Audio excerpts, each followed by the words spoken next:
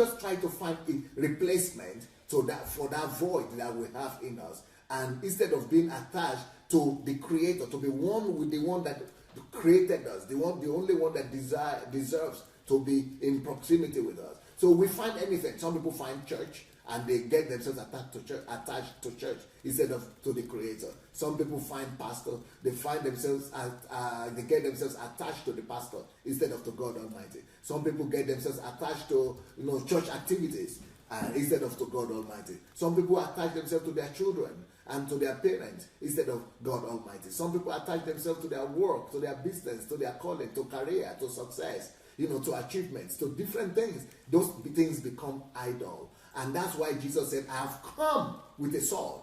So Jesus comes with a sword, boom, boom, and breaks it. Then he makes peace. Then he makes peace. So he strikes a sword between you and your mother, but then he makes peace with you and your Creator.